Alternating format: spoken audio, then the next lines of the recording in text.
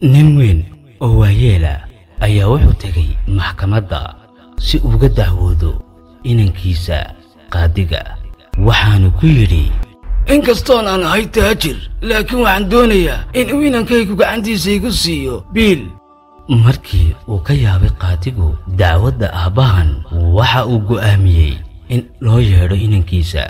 goortii uu yimid qaadigii wuxuu ku yiri aabaha wuxuuna soo gaarsiiyey dacwad dhankaaga ah waxaanu kaa dalbanayaa in aad bishii siiso masruuf oo qadarkiisu dhan yahay 10 gini ood weliba gacantaada ku siiso. wuxuu yidhi inankii sidee buu aniga iga doonayaa isagoo haysta hanti badan oo ah taajir weyn weliba haddii aabahay dhulka ku arki lahaa lacagta uu iga dalbanayo weligiis muu qaateen. qaadigii wuxuu ku yidhi inankii sidaas ayuu aabaha dalbaday waxaanan kugu xukumay in aad bil walba aad siiso masruufkiisa. inta aanay ka bixin maxkamadda wiilka iyo aabihii qaadigii wuxuu weydiiyey aabaha maxaad uga dalbatay lacagtan aadka u yar inkastoo aanad waxba uga baahneen. wuxuu yidhi aabihii isagoo ooyaya kani waa inanka keliyaan ifka ku leeyahay qalbigaygana aad ayuu u degay in badanna waan u xiisay xaalkaygana igama waraysto inamana fadhiisto waxaanan dacwaddaydan u soo gudbistay si aan bil walba aan wejigiisa u arkay inankayga. qaadigii waa u ooyey waxaanu ku yidhi aabihii wallaahi haddii aad markii hore oran lahayd sidaa waxaan amri lahaa in la xidho.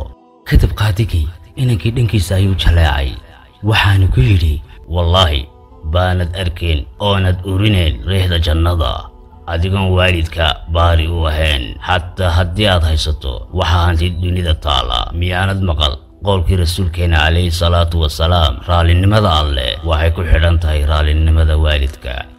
kadibna inankii waa u ooyey aabihii ayuu laabta gashtay iyagoo isku faraxsan aad baanay u ooyeen labadooduba. waxaanu ballan u qaaday in uu mar kasta u imanayo uuna ka warhayn doono aabihii. aabihiina aad ayuu ugu farxay arrinka inankiisa.